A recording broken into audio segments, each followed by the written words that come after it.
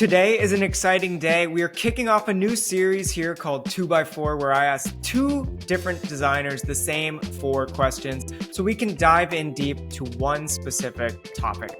So let's meet our guests. Adam Danielson is the founder of Ducktail, a branding and design studio based in Portland, Maine. Ducktail specializes in creating playful branding, elevated strategy, and packaging design with character.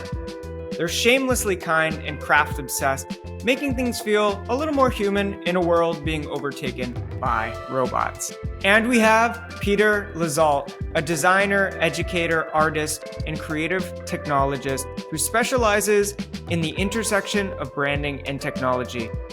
Peter is a seasoned design leader with over 15 years of experience working with companies in all stages from inception, growth, acquisition, and maturity. So buckle up as we explore the world of branding and how it intersects with illustration in this very first episode of 2x4. So let's get into it. What makes for an effective brand, and why do some brands rise to the top and others fall short? Something that's like wildly important is authenticity, right? We want to be working with something that feels right for that company, for that team, for that business owner. Oftentimes when I'm talking with clients too, or even just like talking about branding in general, this idea of an outfit comes to mind, right? Like the clothes that you're wearing.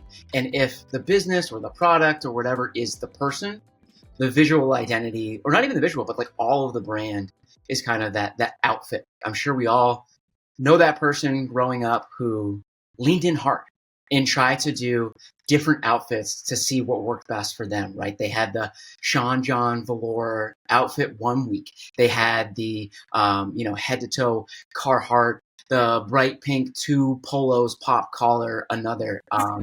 And as I'm saying this, you know that I'm talking about myself in middle school. And when it comes to all of that, right, it's just like, it doesn't work. It doesn't feel right. You know that it's not like the skin that you're working in, or rather the skin or the outfit, the clothes on top of that skin. It just feels off. And I think the biggest thing is that other people notice that as well too, right? The people that you're trying to communicate with, your audience, they can sense that too. In order to kind of figure all of that out as far as like, all right, so what are your clothes? What is your outfit? I think that process might be my favorite part of building a brand identity, is doing the research, getting to know the business, the owner, the person, the people behind it, who's their audience, how are we going to position them. What I'm hearing is it's like this balance between this memorability and this authenticity. And when you have them in harmony, then you really have like the perfect sweet spot.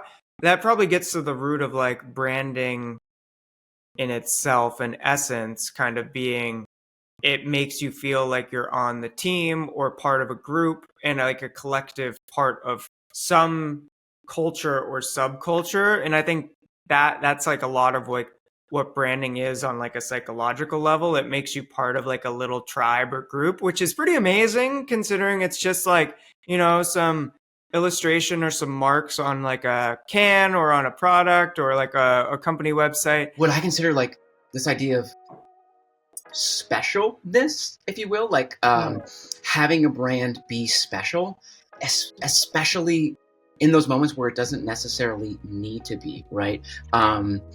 I actually saw, are you familiar with Helm's Workshop? You must be. Yeah. They do phenomenal work. And I was, I'm always kind of like checking tabs and seeing what they're up to. And I don't know, in the past couple of months, they changed their website. And I saw that they lead with a couple of these taglines as far as like what it is that they do. And one that really stuck out to me was that they make things that people keep, right? And I was like, oh, that's so great. Because it's like creating, this special shoebox or,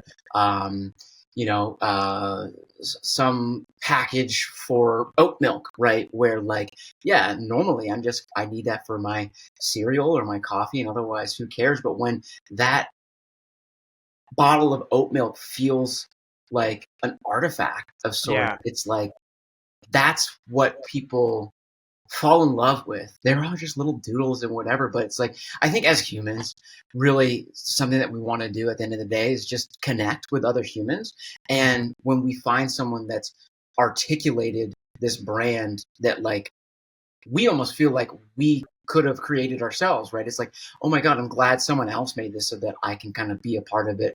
All of those little details make something that's just worth experiencing. How do you specifically think about branding in 2024? And what factors do you think lead to success and failure of a brand, in your opinion, especially with today's culture as it's shifting, as we move towards a more inclusive society? And I've been really thinking about this idea of growing deeper instead of wider. I think that from a lot of different angles too, not just with brands, but even myself personally. from your perspective, what makes for an effective brand?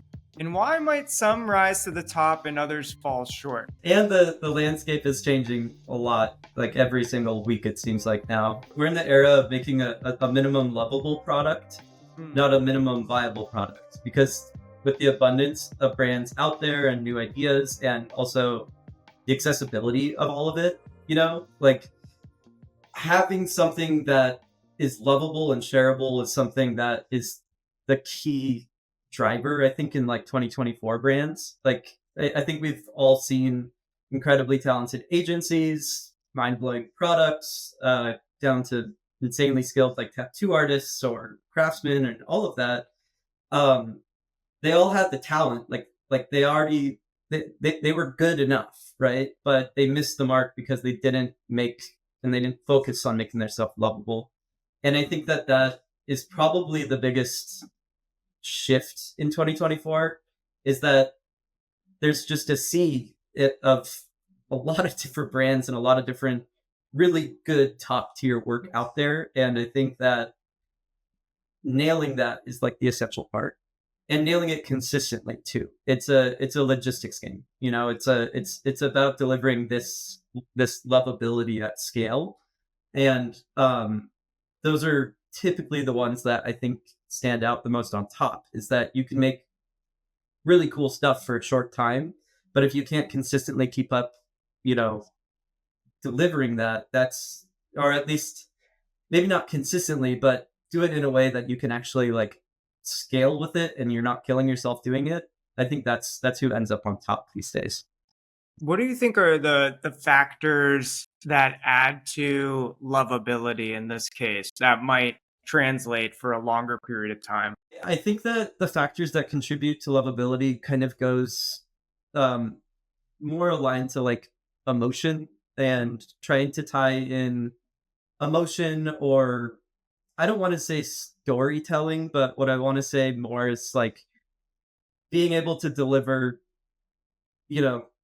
something that keeps you top of mind uh, in a way that resonates. Because I think that the reality these days is that it's not the advertising, and there's going to be, paid marketing, and you're always going to be testing that. But the things that really stick is the things that, tend to be shared to one another. And when somebody's sharing something to one another, they now identify with that, right? So if I share something to Britain, I am representing that thing I've shared now, and I think that that's changed a lot, like in terms of, the impact of like social media and all of that, especially on modern day brands.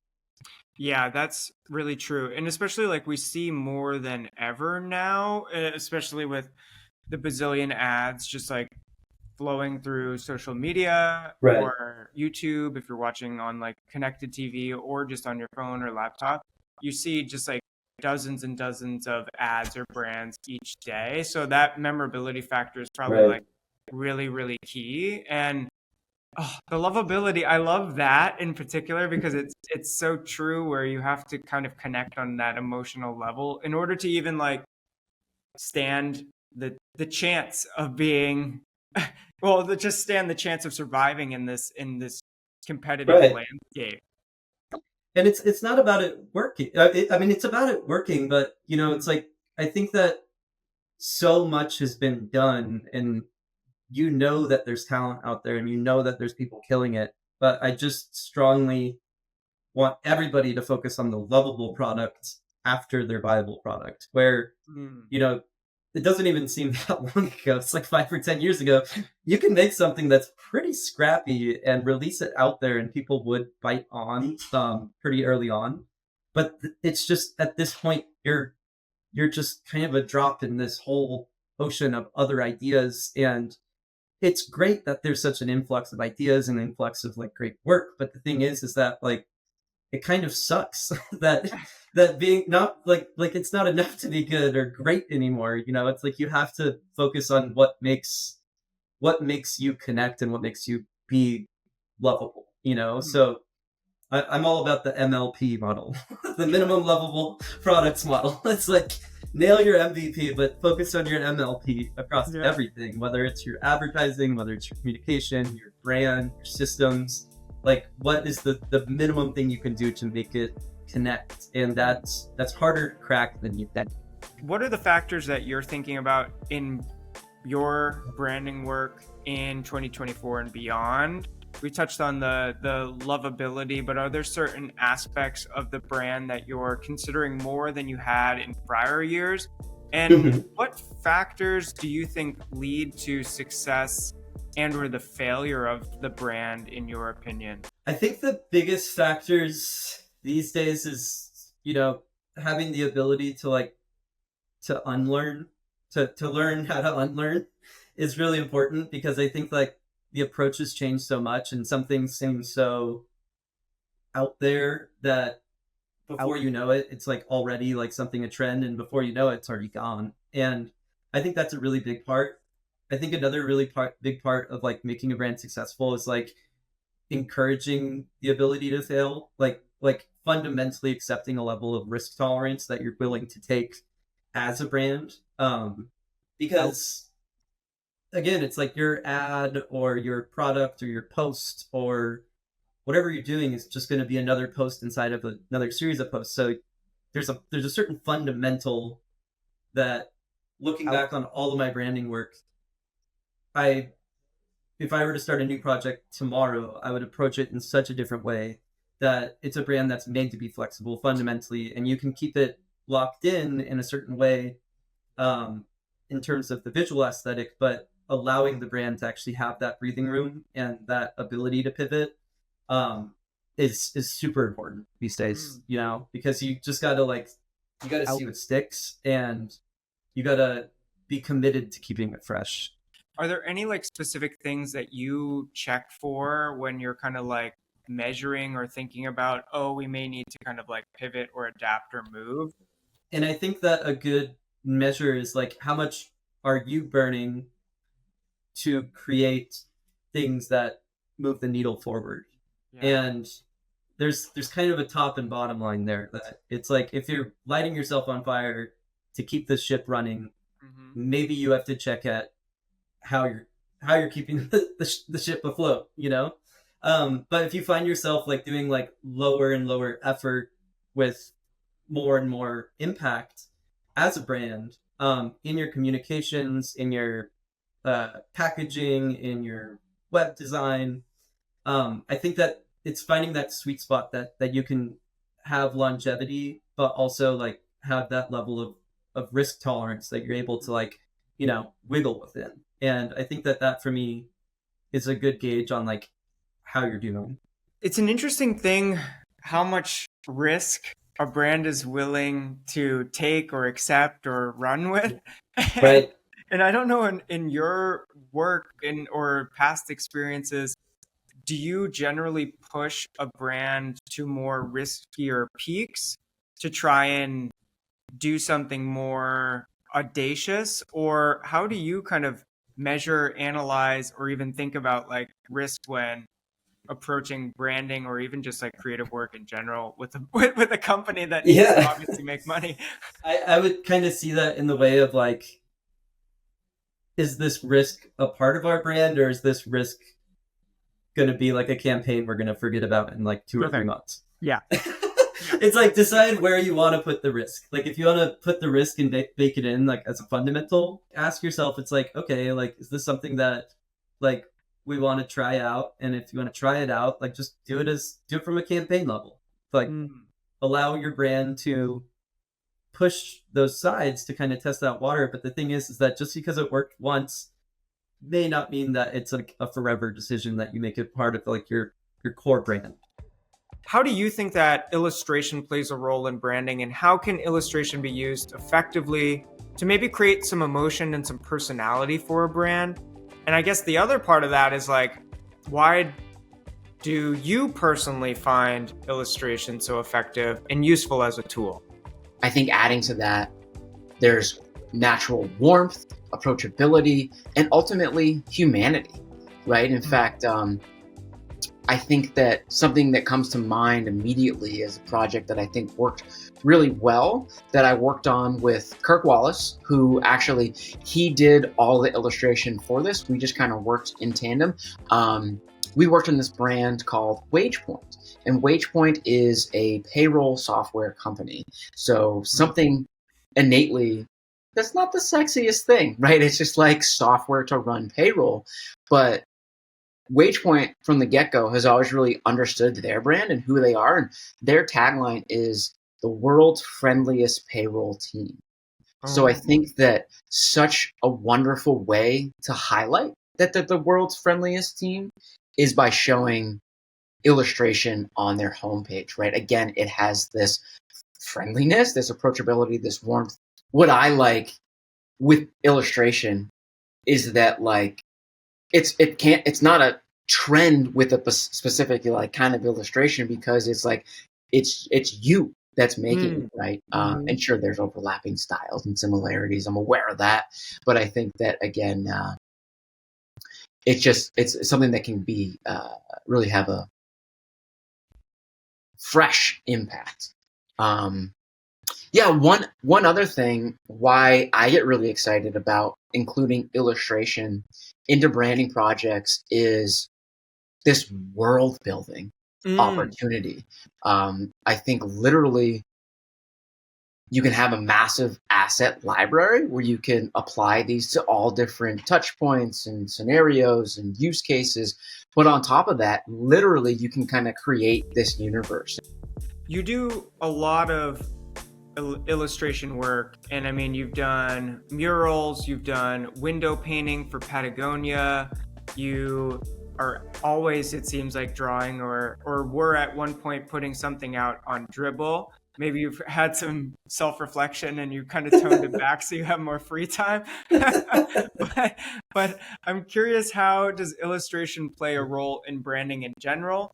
And how can illustration be used to effectively create emotion and or personality within a brand? It's funny because I grew up as an illustrator. Most of my career is illustration, things like that. But like I've also, if I was in a room full of other illustrators right now, this would be like a heated topic. But my stance is that like illustration and branding is truly like a double-edged sword, you know, because like it's really tricky to get right doing illustration on the brand level. And I think the way to think about it is kind of what I was talking about with campaigns earlier, is like there's a massive difference between brand illustrations and campaign illustrations, like a huge one. Like, and I think that,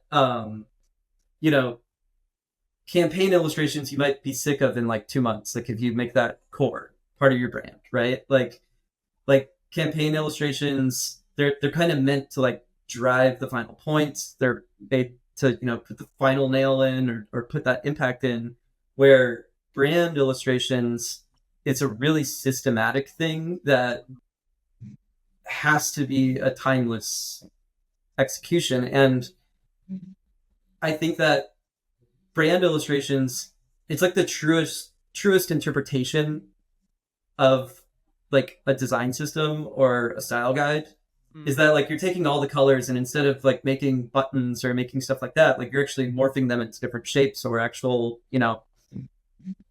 forms and feeling. And in order to do brand illustration right as part of your brand, like I suggest like you need to commit to it. Like it needs to be a deep and fundamental commitment that you acknowledge the fact you're going to sign on the dotted line, that you're going to keep this fresh, you're going to keep it relevant.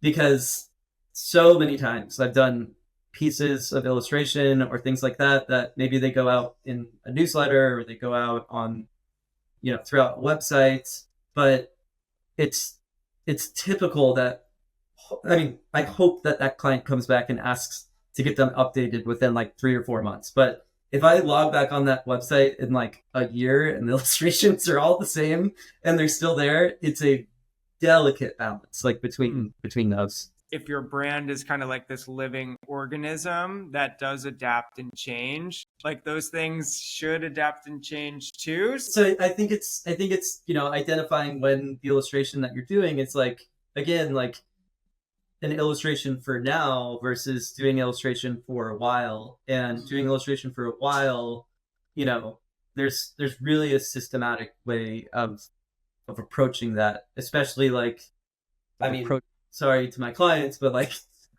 maybe your illustrator's not around anymore. What do you do then? And like you're putting a lot of bets on your company to kind of maintain this certain system. And I think that there's a certain way for it to live.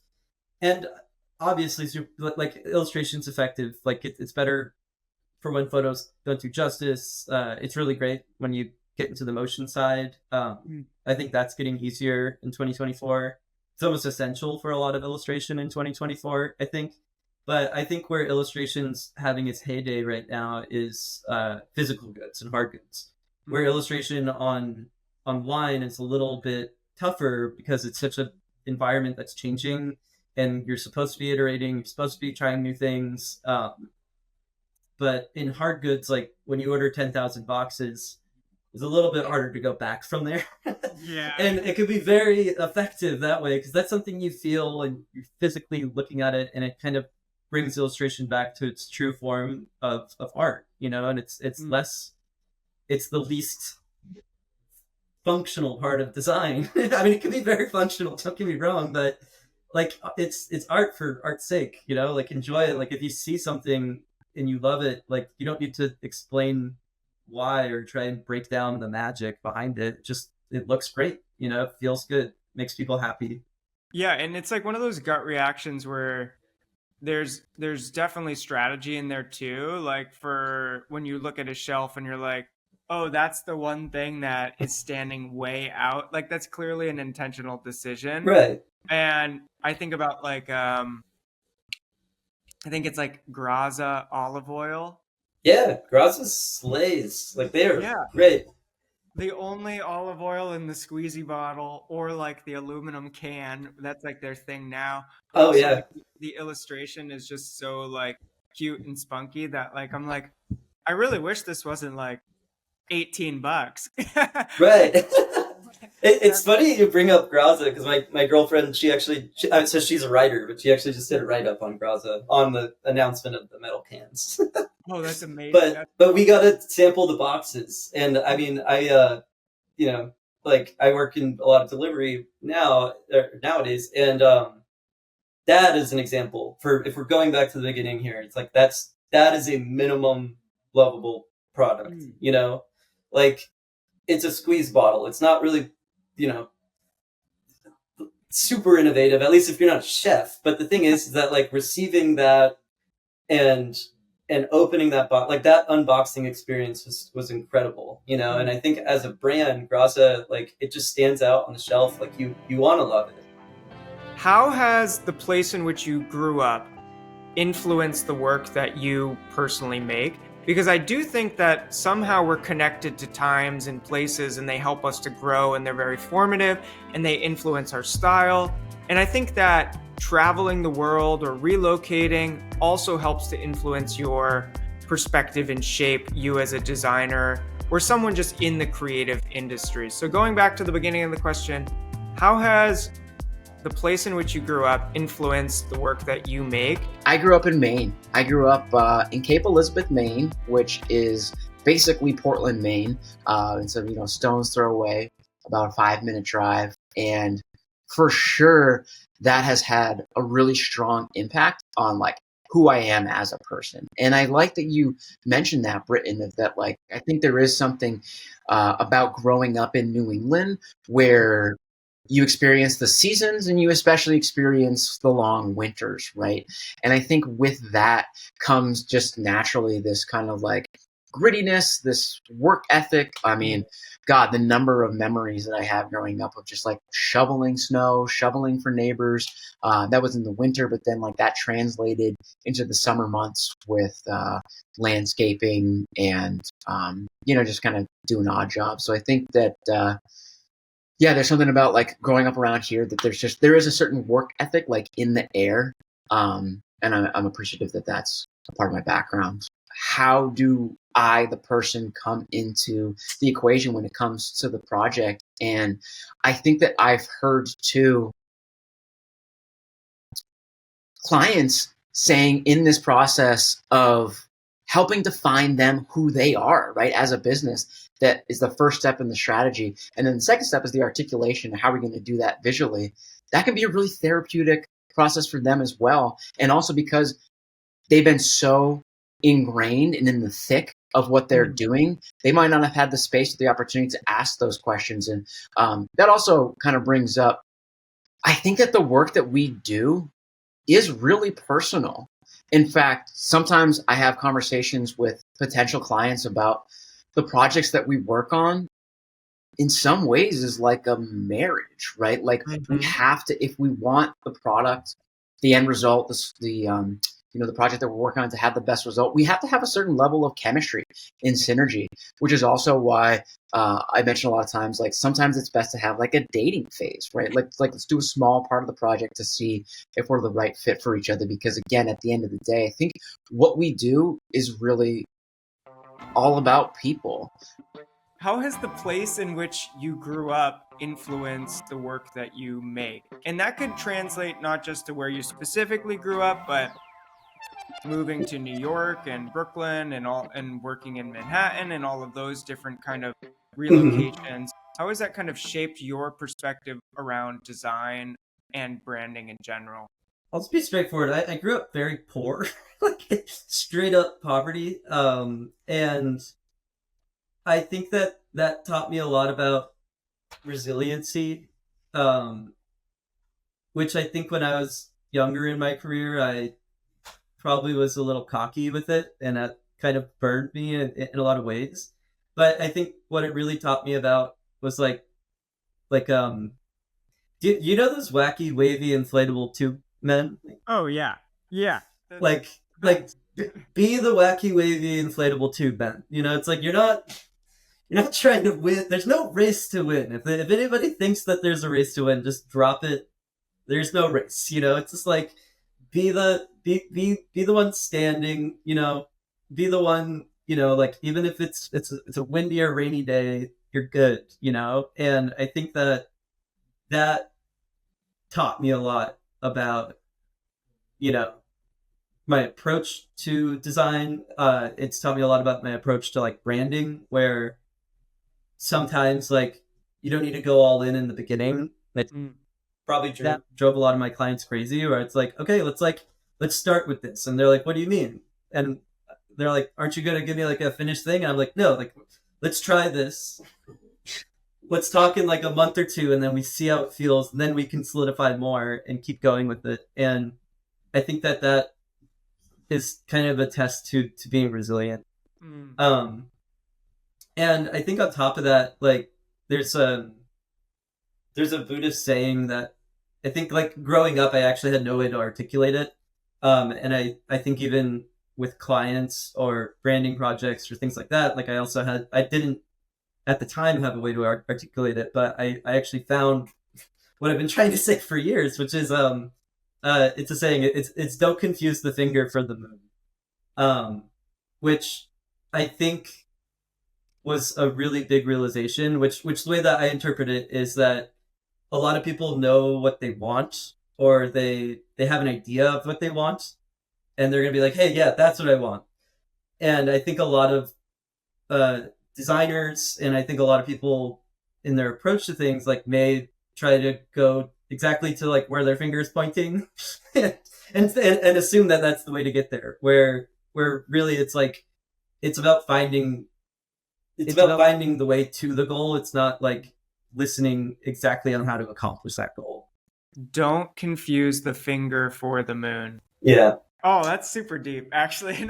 It helped me a lot. Like, I mean, yeah, because a lot of people say, like you have to be a mind reader with clients and all of that, but it's like, no, like they're pointing at the moon. they they think they know how to get there, but the moon is a big thing, and you might actually have to go this direction to get to where you're trying to go. What is one hobby or thing that you do outside of work that you have found that is surprisingly impactful on your craft or your business, or just how you think about the world of branding and design and business? For me, there's a few things, and it all actually does kind of provide the same result. So moving my body for a long period of time, ideally that's trail running or hiking or a long run, or that's going for a long bike ride. And especially like if I can bike through the woods and stuff, there's something really special and nice that just happens when you do that. And there's another element of riding my bike or going for a long run that I found to work really well, and that's listening to movie scores. So that's like John Williams or Hans Zimmer radio, give me that like E.T., Jurassic Park, Harry Potter soundtrack. There's something that just like really puts my brain in this spacious place. I think that's what these activities provide for me, is like some space, because you know the drill. I mean, running your own shop like on a daily basis, whether or not you want to, things are just happening. It's just overwhelming. Things you're thinking through, things you got to get done, etc. And I find like, especially if I'm lucky enough to get out for like, an hour and a half, 2 hours plus, within that first half an hour, something just kind of quiets and calms, and it's like, oh, I thought about the things that I want to think about, and now there's just this space. And this is where it gets a little woo-woo, is that like sometimes the best results are the ones that don't feel like you are making them as much as you are allowing them to come through. So I have a number of vivid memories of being out on a bike ride and just like feeling like a lightning bolt or someone threw a rock at my head and was like, here's the name that you need to use, for this product, for this service. I feel like all the best moments or breakthroughs, they just happen when you're not directly thinking about it. Because I guess we're always processing. Our brain is like this superpower engine, but it's always like processing in the background. And sometimes it just needs you to not be like, slamming your head against the problem in order to solve it. So having those hobbies or things that you do outside of work, I find are so influential. What is like one hobby or thing that you're doing outside of work that has been surprisingly impactful, whether it's on your craft or just how you approach business in general? The first and probably most impactful hobby that just on my life, and from running a design agency to being a designer to leaving a design agency to doing all this, is skateboarding. Like without a doubt, it's probably the biggest, most impactful thing in my life, because it taught you how to fail. It taught you that failing is how you get better, and like you can't compare your 1 year of experience to somebody's 10 years of experience. Like those are two different things. And skateboarding really, really helped me just understand that on a fundamental level of life and business and all of that. It's like if you're not failing, you're actually probably doing something very wrong. And I think that was really impactful. But that ruined my whole body, so I don't skateboard.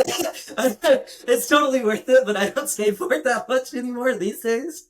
I think outside of work these days, like I'm really into gardening. Like we were talking about it over our messages. But I think that's been a big thing on, helping me understand business and understand my relationships in business or in my life. But gardening, you got to do the work. You got to take care of the plants. And also like on the note of failing, it's like you need things to die in a garden. Like that's the point. It's like if it dies, it's going to create new life and it's going to create new seeds. And I think that is something I didn't really grow up doing that much, and I've just totally loved it. I grow a lot of vegetables, but I'm trying to get more into flowers and things like that. Also mushrooms, not those mushrooms, but I could probably grow those mushrooms pretty well. But like I think it's fascinating on that side. But I think it is a nice reminder to check yourself. Like, what's your garden like right now? It's like what seeds do you need to water more? What do you need to trim out? How can you like what's the next season for you? Is like what's going to die this year and what's coming in next year? And I think that's kind of helped me with a lot of perspective on it. Damn, Pete, we did it. We got through all 4 questions, and I feel like definitely some really helpful answers as well. I really love the minimal, lovable product, and that applies to really any and everything. I'm curious, where can people find you online if they want to check you out? And if there's any last words that you want to share with the audiences. Inspiring words of wisdom, if we haven't done it already. No, I mean, thank you for having me. I mean, I think that this is really nice, especially just to kind of like stop and think about it.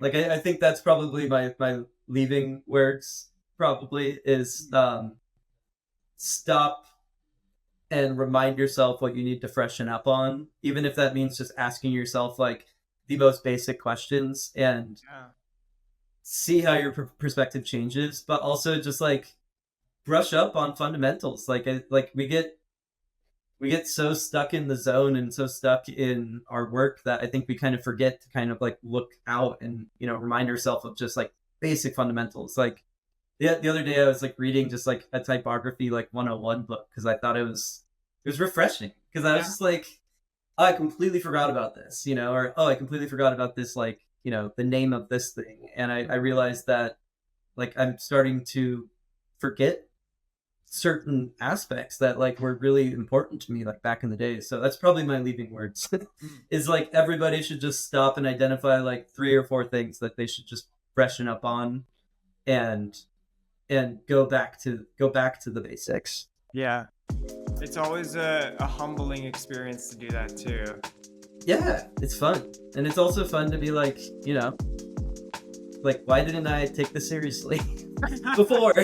Like, it's like there's some things where, at least me growing up, I was like, this is important. I could forget that. This is important. And then now when I look back on it, I'm like, okay, that's why those are there. Yeah. I get it now. Yeah, for sure. Yeah. Yeah, thank you, man. This has been really cool. It's been a blast.